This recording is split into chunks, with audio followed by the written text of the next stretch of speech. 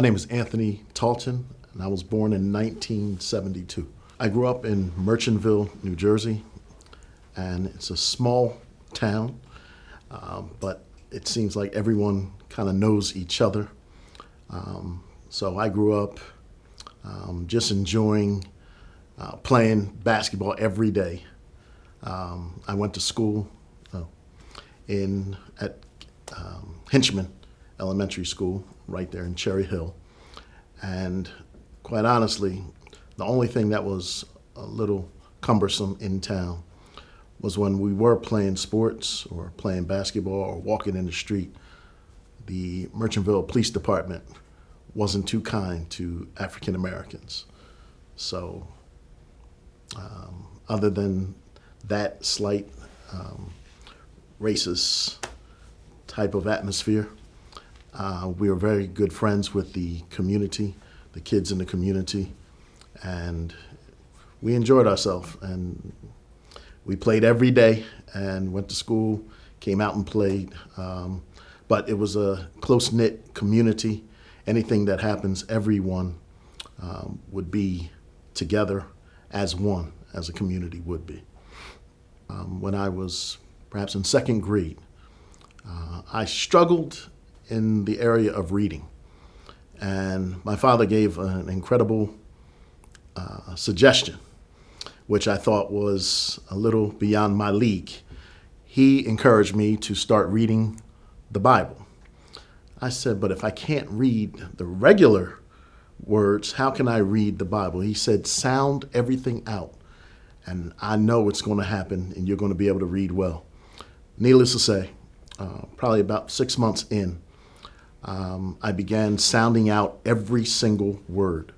And as a result of that, I became more proficient in my reading, and I even was reading at a different level than the rest of the kids in my class, around about third grade. So as strange as that sounds, reading the Bible was a way of me getting my phonetics, so to speak, and learning how to read proficiently.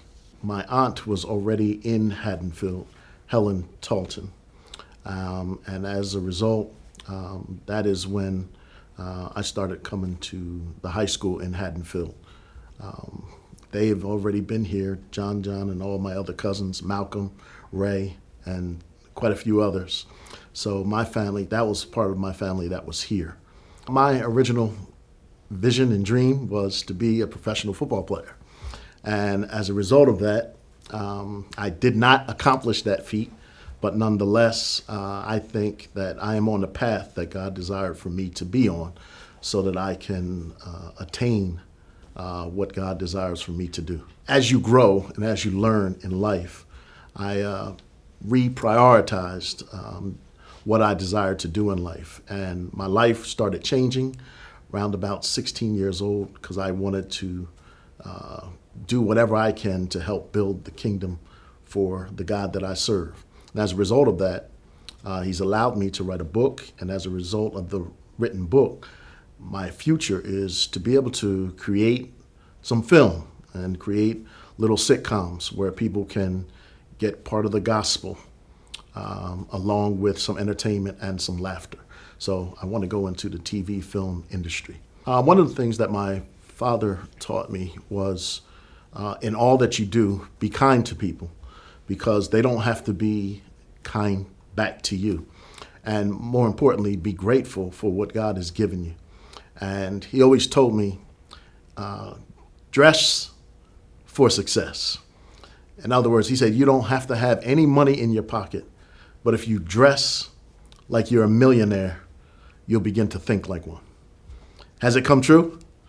I haven't reached the millionaire status yet, but nonetheless, I do enjoy dressing very well, and I'm actually probably considered one of the best dressers for my current position as a supervisor in motor vehicle. I was delivering newspapers, and quite honestly, when all the newspapers were in my front room in my house, it was discouraging because I had an older brother who he would put one paper in the bag for me, and then the rest was up to me. So that was the start of, I guess, my career of working. And as a result of that, the commitment that I had for that job just really prepared me for even the experiences that I'm working alongside now. The most dissatisfying is as I was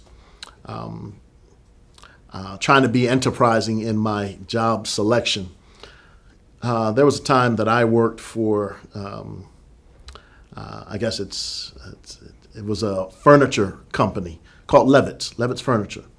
And I loved it, but yet I hated it because of the people I worked with.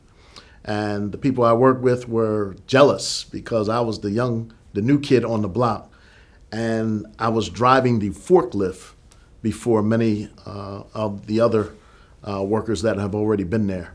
And my work was proficient because of that paper route that caused me to be committed to doing the most excellent work that I could do. So that was the most discouraging. It was fun driving the forklift, but it was terrible with the atmosphere of the other employees that I had to put up with. I was already on the path of what I believed God desired for me to do. At 16, I was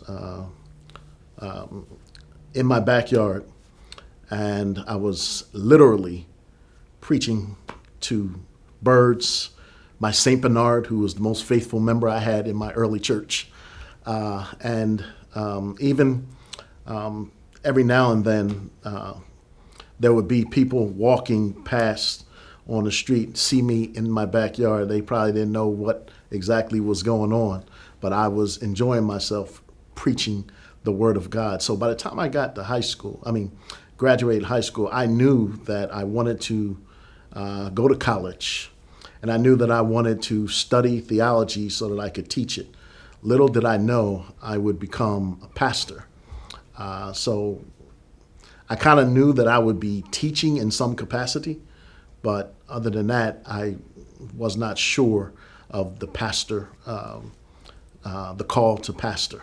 Things I enjoyed about coming to school in Haddonfield was the fact that I was the new kid on the block.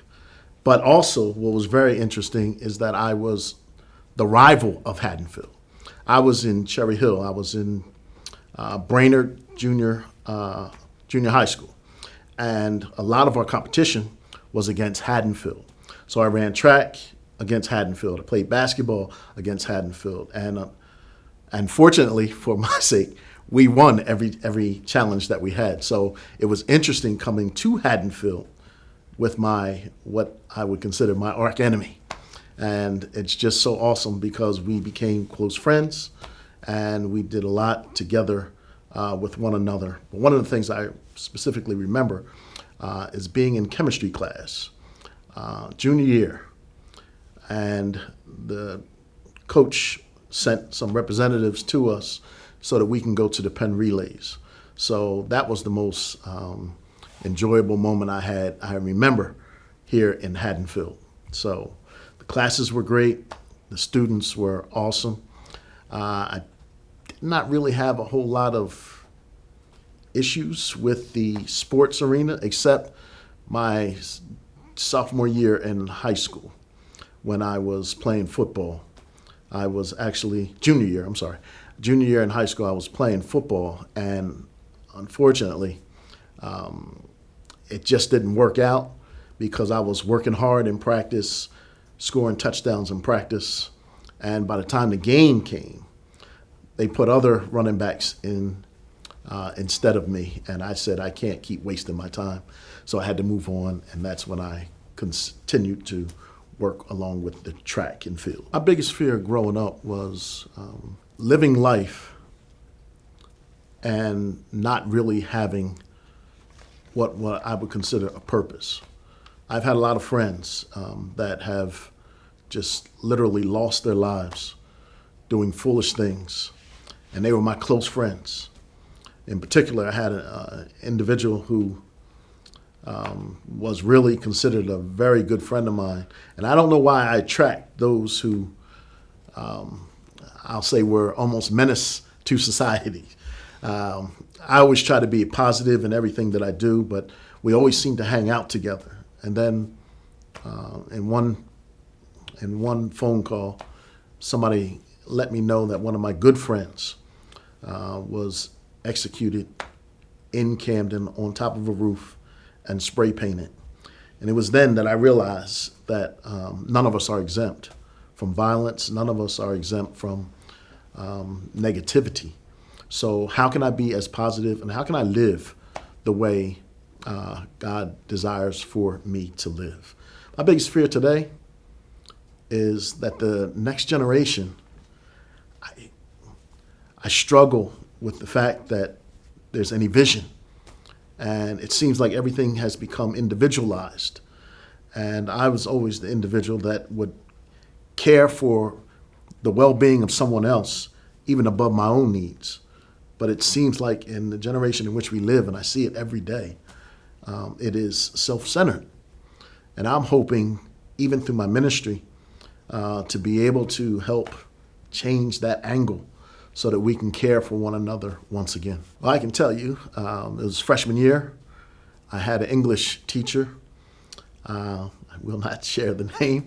I had an English teacher who literally almost stopped me from playing basketball because she gave me a D in class. And I'm not saying she gave me a D. She gave me a D. I said, can you show me any of the grades that I received that were negative like this? And she only showed me some B's, some C's. She could not show me the D. I said, then how can you give me a D if I've never received a D?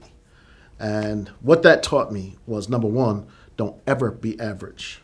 And don't ever strive to be average. I was, messing around in that class, but I wasn't doing negative. I mean, I wasn't a D student. But it taught me, number one, to prepare yourself for everything. Even if you don't have to do it until, I'll say, March. Do it ahead of time. Make sure it's done. Make sure it's correct and efficient. And what I love about that is my senior year, who did they ask to do the senior luncheon prayer? And when I came down from, we were at Tavistock, I came down from the little podium, and who was there except the English teacher that almost tried to fail me? And I just smiled at her, and I said, thank you for what you did. And she don't even know what she did. She prompted me to be the student that I am.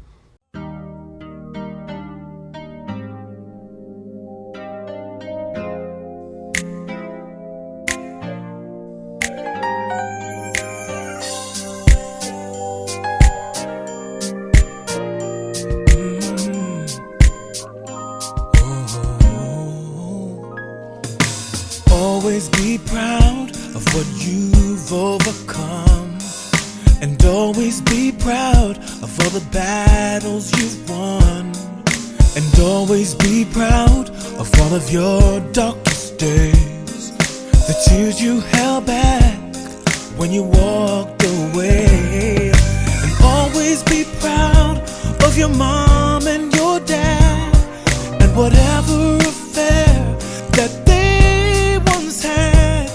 Always be proud of your very first kiss, and always be proud of every friend that you miss.